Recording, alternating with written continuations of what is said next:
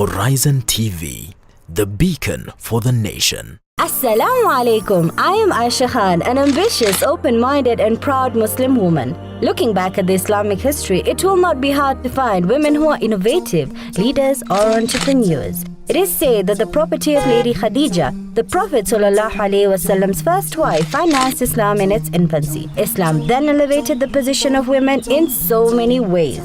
Join me as I set out to go on dates with Muslim women from all walks of life to find out who they are, what they do, and what role Islam plays in their lives.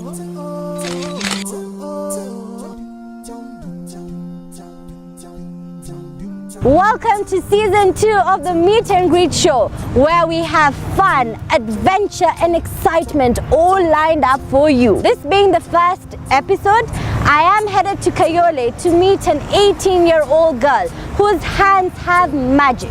And behind those magical hands lies a truly intriguing story. You are in for a very big surprise. Are you ready? Ready or not? Here we come. Mental illness is a condition that is becoming like this hidden, ticking time bomb in a society that is yet to be accepted, especially in the Muslim community and Africa at large. It is usually associated with jinn possession or a spell gone wrong. There is a thin line between jinn possession, witchcraft, and mental illness. Assalamu alaikum. Yeah. Introducing to you Khadija Wanjiku, and this is where all the magic happens. Khadija, I am mesmerized by how you have turned your living room into a whole art gallery. When and how did this start? This started last year at, I guess it was on the 8th month when I dropped out from school. And that started when my mom was told, Khadija, Mama Khadija is not needed in our school anymore because of how she reacts, beating people in classes and distracting education. So I was told, go home, we don't need anyone who has demons in our school. So that's when I came here. And when I was very depressed at the moment. So the moment I came here, Mom told me, hey Khadija, don't be so down, be of yourself. And I didn't have anything to do. So I love art and I love doing art a lot. So I started doing bead making. Yeah. I used to make bracelets and sell them. At that time, then the bracelet came and it was so hard for me to continue doing the bracelets. So my mom asked me, what can you do? So I told her, what if I try making animals using cements and papers? Wow. So that's when I did the animal thing, and my mom guaranteed me and told me, Khadija, I'm going to buy you a cement and the papers. Yeah. So I started wrapping them, and the first thing I created was a giraffe. That's amazing. So when I created that giraffe, I sold it. How much? 300 shillings. That's nice for your first sale. After that, I came and realized. At that day, I remember my mom called me when I was doing my cleaning in the house. And she called me and told me, can you come and see this? When I went out, I found out that she was holding a house, a very small house. And she asked me, hey, can you do this? I told her, yeah, I can. How did you know that you could do it? Since I was a kid, I had that passion of doing architecture thing. So when I saw that, I said, I guess I can do it because I love it. And just looking at the structure, I realized it was nothing, but it was something very easy for me to do. And that first house I created, I sold it 350 shillings to my aunt. Wow, an upgrade from 300 to 350. Khadija, I can see that we have materials here, and I am in an apron, ready to work. Tell me, when you are making these models of yours, as we can see there are so many here behind us, what materials do you use? I use cartons, glasses, and paints. So today, what are we making? We're making a mosque. A mosque, wow. Where do we start? We'll start from the ground. This is a piece of carton Yeah. around with masking tape. So we'll place this here and take these two. This is the side way and the front. You know, I've only seen this like in buildings. I don't know how they do it, but it looks very interesting. So we are going to use the lower part. We apply our glue. I use wood glue, wood marrow. Interesting. So we apply it. Can I also help you? You Or can do on this. Khadija, let me take you back to where you told me that you no longer go to school because of your issue, your condition, if well put. Tell me about that condition. When did it start? It only started when I was in class 3, 2007. When I was going to school, I just saw 10 shillings on the floor and I picked, and that's when my problem started. So when I took that 10 shillings, I just bought some few things to eat. Yeah. And my stomach grew like It grew big. yeah. Uh-huh. So that's when I came to realize that there was something wrong about the 10 shillings. So after that, I came home, and during the night, I got a slap, a very huge slap on my cheek. I thought it was my sister, but when I screamed, my mom came with the light and said, "Hey, what's wrong?" I told her, "I have been slapped." And she told me, "Who could do that, and your sisters are already asleep?" Yeah. So that's when my problem grew big. So when my mom told me that, "Why are you saying you're being slapped and your sisters are already asleep?" And you were in class 3. I was in class 3, 2007. Okay. And at the moment when I told her that I've been slapped, she said that it was not right. I was just making up a story. I just assumed and went back to sleep. The following day, I found myself falling down. So like I collapsed, and she took me to hospital. And she was told that she's not sick. So when I came back home, the next day I was supposed to go to school. I remember that day we were doing examination. That was end term examination. Yeah. The teacher said that, Khadija, you are not supposed to go out because your mom said you're not feeling well. So I stayed in class. But at the moment when I was in class, Supposed to put this here? I just fainted, seated, and it was not normal. So the teacher said that I was not okay. She sent me back home, and when I went back home, my mom was angry and saying that I was just a pretender. And after that, my problem got worse. After I got to faint in school, I never understood myself anymore. I get like, I don't remember anything. I live but I'm not alive. My mom came to school. I was just locked in class all by myself because I fainted in class, started beating kids and calling. Who locked you? The teachers. Okay. So my mom came and took me from school and brought me home. It was the beginning of my fall because I was chased out of school. Okay. I wholly stayed at home, and then when I went back, I was supposed to go to class 7. Unfortunately, when I went back, I was told that, "Hey, you're not supposed to be there. You're supposed to go and start from class 6. And so I started my classes again. It was so amazing that I was not in school, but my performance was very high. Wow. So they say that you're not supposed to be here. I was then taken to class 7. And the end of the year, I registered my class 8. And after that, I was then chased out of school. Again. Yeah. I stayed a whole year at home. I didn't study class 7. So my class 7 education, I did it at home.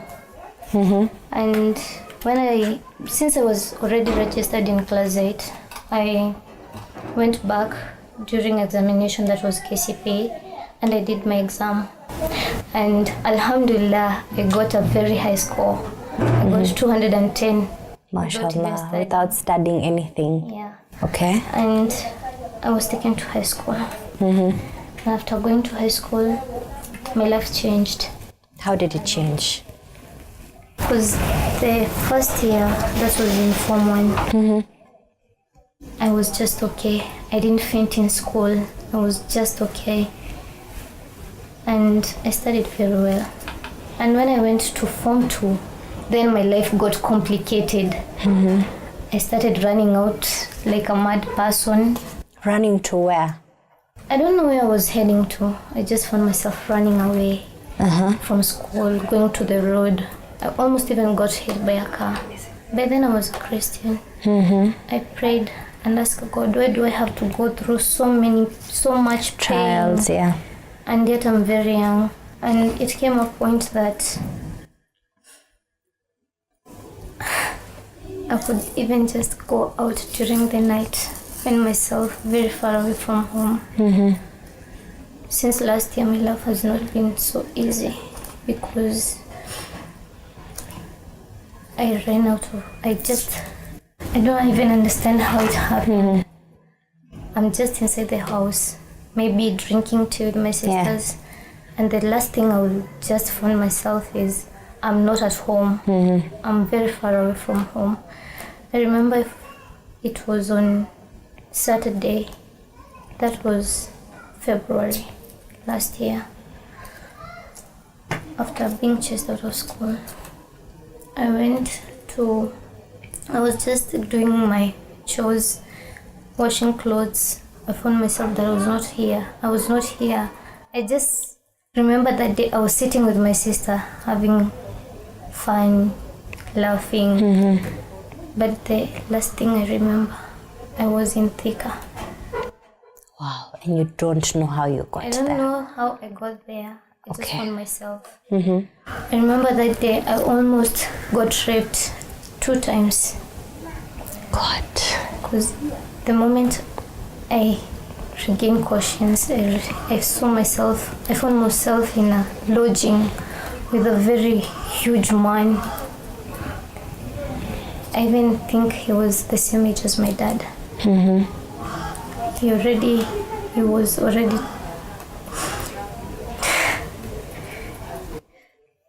Then what happened after that when you woke up and you saw yourself there? When I woke up, I didn't have any clothes on me. So the thing that I thought of doing, I just took a bottle of beer that was next there. I hit the man on the head and I ran. I took my clothes and ran and closed the door. I tried to knock for those people in the lodging to open the door, but nobody came to my rescue. So I wore my clothes in a balcony and jumped. That was on the first floor. I jumped. And according to how I asked my mom, how comes I was not in the house? Yeah. She told me that you've been gone for 2 days. And you had no idea? No. Khadija, what about your friends, your family, people in your neighborhood? Were they welcoming of you or did they also throw you away? Every time I could pass, going to the shop, they could say, hey, watch out for that girl. She is a jinn. She can make you go mad. So I didn't have any friends. But I thank God. One of my neighbors from this village has stood by me. That's Mama Dada and his children. Tell me about your journey into becoming a Muslim, because I understand your parents are not Muslim. I had so many friends that were Muslims, especially girls. Yeah. I could see their behaviors, admire their behaviors. I remember when I started dressing like them. When was that? That was when I was still in class 6. Oh, okay, back in primary. Yeah, back in primary. So mom asked me, hey, what are you doing? I told her I want to become a Muslim. She agreed. And Really? I became a Muslim. When did you become a Muslim? That was 2014 at first. And when I became a Muslim, my mom could say, okay, it's okay with you. But it came a point that she disagreed. and said, no, I don't want a Muslim in my house. So I did not agree with her. So I would carry my Your hijab, yeah. and wrap it around, but not inside the house. After I've already left the house going to school, I'll wrap it on the road. And when I go to school, I'm a Muslim. So my mom followed me one day and she realized what I do. She got angry and came to school and told me, Khadija, you are... But then I was also called Khadija. Ah, really? Yeah. And what is your non-Muslim name? Non-Muslim name is Khadija Wanjiku. Now, your mother had issues with you becoming a Muslim, to the point she comes to school and tells them, I don't want a Muslim. And last year you became a Muslim. How did that happen? That happened after I was taken to Park Road. I was taken to Rukia. And when she saw how people do Rukia, she was very excited and said, wow, it fits my daughter. Why did she say it fits you? The mode of way I was dressing, wearing my hijab. So she saw I was beautiful with the hijab. Khadija, as you're taking your measurements then you want to cut the glass, I can see so many models here. Which one is your favorite one and why? Give me the history behind it. My favorite is the State House. What prompted you to make State House out of all the buildings in Nairobi? State House was a challenge from my mom, inspiration. My mom asked me, Khadija, you're doing house models. Why don't you try State House? That was last year during elections, aiming to give it to Mr. President as a gift to show the world that Kayole is not full of gangsters. We can do something. We only need support from the ones who are there up. So now you want to meet the president and the deputy president. Yeah. If someone came here today and gave you the opportunity to do something, what would that be? Would you want to go back to school? Yeah. I'd like to go back to school. After getting my hands all messy, Khadija taught me to make this beautiful mosque, as you can see here. We will be taking a short break. Do not move a muscle. As in the next segment, I will get to meet Khadija's mother, who has nurtured and supported her throughout this journey. And Khadija has promised to take me and introduce me to her special friends. Stay tuned. I'm so happy I'm a Muslim.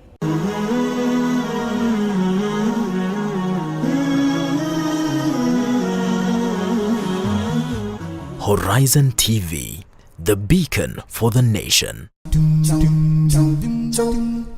Welcome back to the show. For those of you who are joining us right now, I am still at Kayole.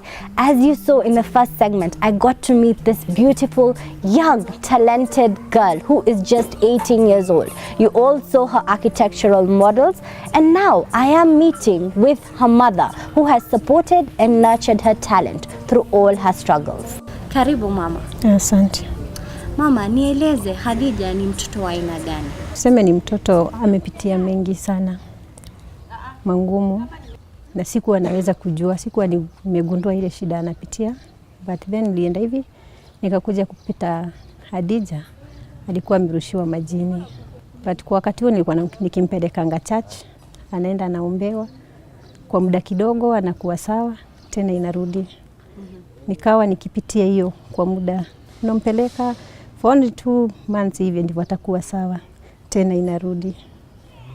Kuna wakati nimemwendea Murang'a town, kila mahali mpaka Umoja, Kayole. Ni mtoto anajulikana, ni watu wengi wamekuwa kimuona kirandaranda kwa barabara, either ni usiku, either ni mchana. Yeye alikuwa kimshika tu anatoka naenda.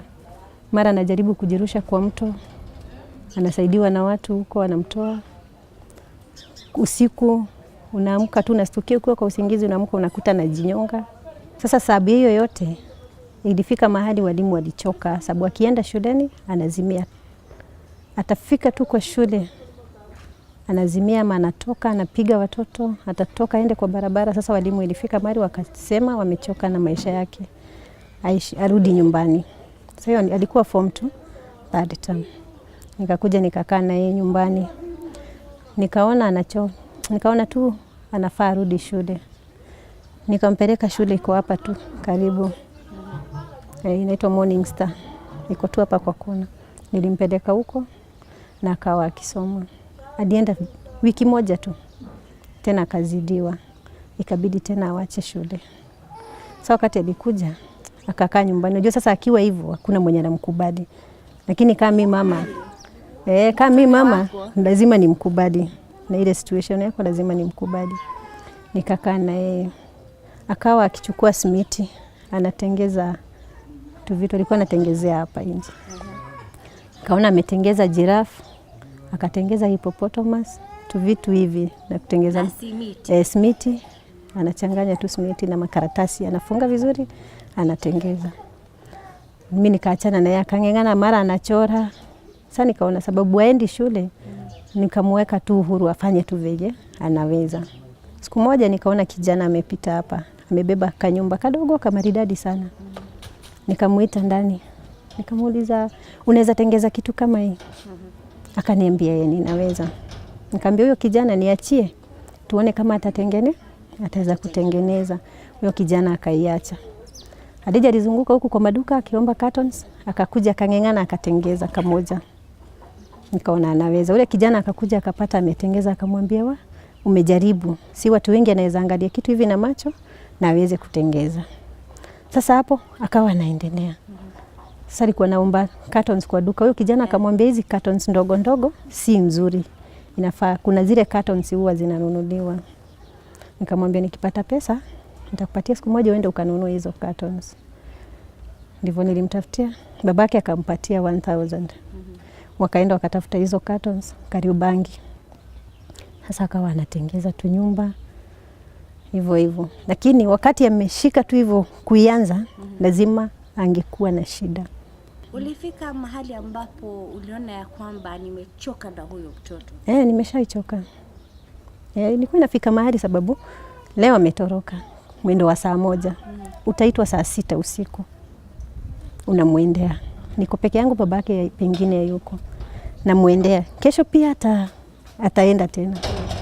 Ama atafika tu usiku anatoka anaenda. Sasa ikafika mahali hata mimi mwenyewe nikachoka. Kuna mahali aliyopatikana Kayole pale B Center. Wenye walimuokota wakanipigia simu. Wakaniambia mama, tuko na mtoto anaitwa fulani. Ni wako? Nikamwambia sikujie mtoto, nikamwambia wewe mwenye umempata chukua, nimekupatia. Akaniuliza kabisa, kama mama umeniambia umenipatia mtoto wako, nikamwambia nimechoka. Chukua, nimekupea. Alikaa tu, hakushughulika. Akapiga tena na tena. Nikamwambia usinisumbue kwa simu, nimekwambia nimekupatia huyo mtoto. Lakini ndani ya roho ulikuwa na ile ilikuwa kusema tu ile ukweli ilifika mahali hata mimi nikatamani kumuua mimi kama mamake. Kama dirisha inaweza funguliwa, naweza kukuonyesha marimozi. Kuna mahali ilitokea kwa dirisha. Nikawa nafunga gate, umefunga mlango. Sababu sasa unajua alikuwa anatoka tu. Sasa nikaona nitakuwa nikifunga gate na nafunga mlango na kifuri. Ndio asitoke. Na ulikuja kukubali wakati gani ya kwamba mtoto wako ana hii hali na ni wako na utamuendeleza kimaisha?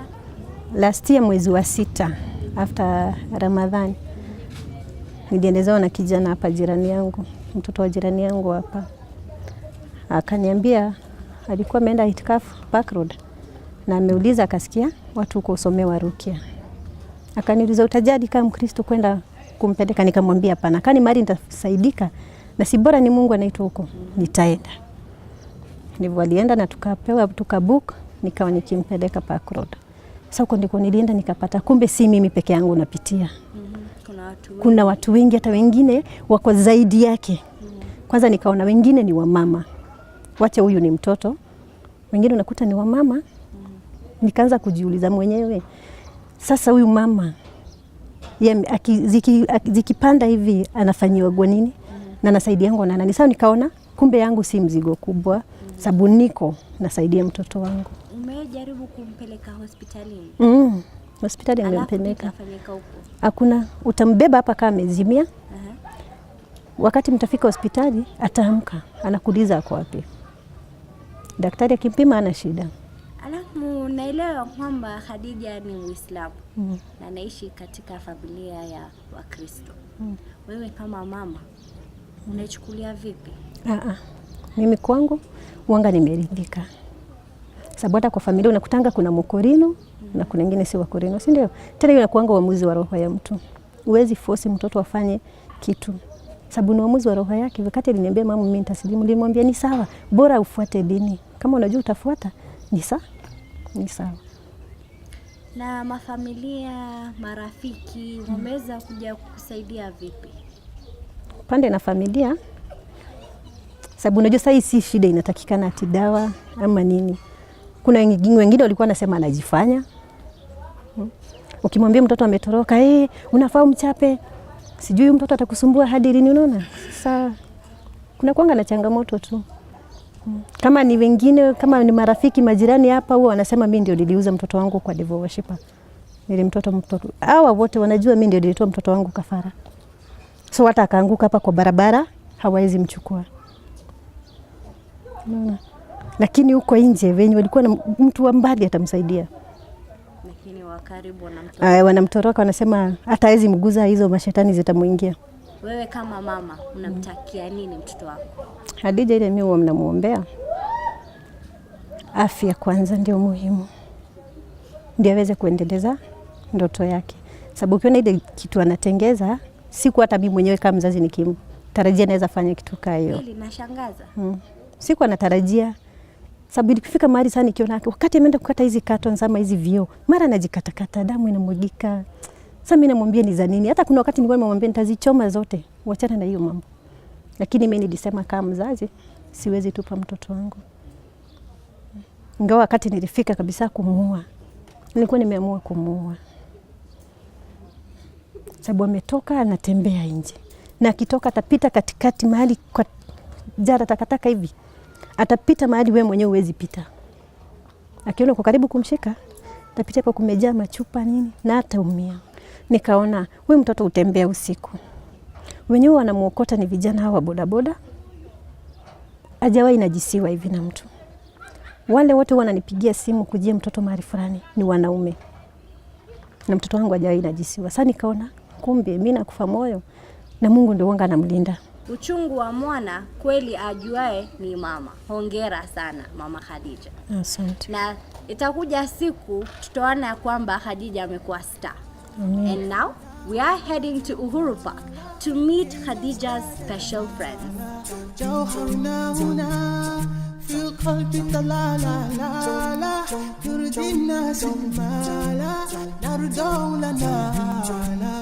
Finally got to meet Khadija's friends. Now let's get to know their story. Saseni, Mambos, Vipi, hello. Aya, sasa Paul na Evans mlikuja kumjua Khadija vipi? Huko tao. Tao hapo kwa nini streets? Alafu Katuambia tukana Uhuru kwa mazuri. Na mmekuwa marafiki muda ngapi hivi? Khadija mimi tumekutana na yeye tu event tu moja. Jai patana. Only one. Lakini mnamchukua Khadija kama rafiki yenu? Kwa nini? Because that day tulishiba vizuri. Sasa mimi nataka kujua, mimi vile naona nyinyi ni street boys, ndio? Niambie juu ya maisha yako. On my life. Give me a day in your life. Asubuhi ukiamka, kwanza unalala wapi? Wanga nalala huko tu chini tu. Wapi chini? Mimi wanga nalala huko Taskis Pioneer. Kwa garden yao hivyo. Maua ingine. Wanga nalala hapo chini. Sasa hebu niambie, ukitaka kula unafanya nini? Unatoa pesa wapi? Unaomba. Naomba. Na hamna mama wala baba? Niko na mama pekee. Mimi niko na baba na nyumbani ni Kitui. Na mbona umetoroka kutoka nyumbani na uko Nairobi? Because ya problems zao. Na wewe mbona umetoroka? Nilifukuzwa na baba. Ulifukuzwa na mama kwa nini? Nilikuwa nimemchapa kofi. Wewe umchapa kofi? Kwa nini umemchapa mama kofi? Alikuwa na rungu ya mgongo. Alikuwa na rungu hapa mgongo. Sasa vile mko hamtaki kwenda shuleni ama kufanya kazi na kujiinua na kurudi nyumbani? Tunataka. Sasa ni wewe utatuambia the way utatupeleka. Sasa mnataka kusaidiwa vipi nyinyi kama vijana wa street boys? Nataka kusaidiwa kupelekwa nyumbani ama shule ama mahali naweza kaa in peace. Yaani mahali yaani nabebo kama mtoto. Na wewe je? Mimi nikipelekwa shule. Ninaweza soma, mimi najua kusoma. Alafu wacha niwaulize swali. Watu huko nje wanaona street boys ya kuwa ni watu wabaya, watu wenye wanaiba. Ni ukweli? Nyinyi wabaya? Nyinyi watu aina gani? Sisi ni watu wazuri but wanatuanga sisi ni wabaya. Khadija, why did you choose these two boys to be your friends? What's special about them? What is special about street boys is that during my life experience, I have been through tough times, but every time I could come across street boys, they come in my life as a rescuer. They are very special to me. And every time I see a street boy out there being beaten by police or people talking ill about them, I just feel that pain. And I have that dream of making sure that one day I'll come and be their mom someday. Yeah. We have come to the end of the meet and greet show. You can be anything and everything as long as you have the drive, the passion, and of course, the support. I have been your host, Aisha Khan. Goodbye for now. Ma'assalam. Until next time.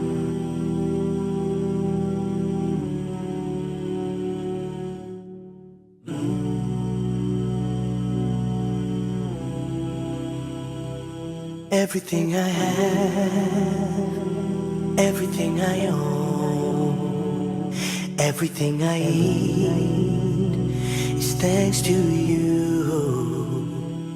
Every breath I take, every bird I hear.